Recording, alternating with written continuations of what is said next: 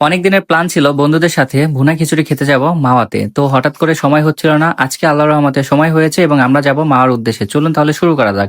আসসালামু আলাইকুম, আমি সাকিব হোসেন স্বাধীন, আমি আছি আপনাদের সাথে।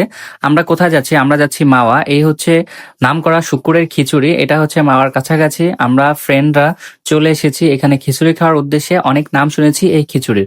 তো আমরা আসার পরে এখানে 4-5টা ভিডিও করে দেখার চেষ্টা করলাম। আর এখানে দেখেন নলি সহ পাওয়া যায়।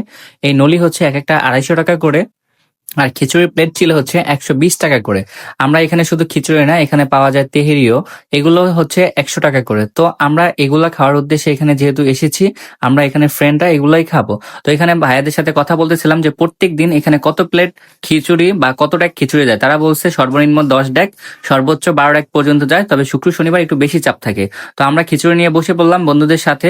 আমরা বন্ধুদেরকে জিজ্ঞেস করতেছি খিচুড়ির কোয়ালিটি কেমন ছিল। আর এই যে সালাদটা দেখতেছেন, এটা দিছে তার পার্সোনাল ভাবে। এই ভাইয়াটা আমার দোকানের কাস্টমার।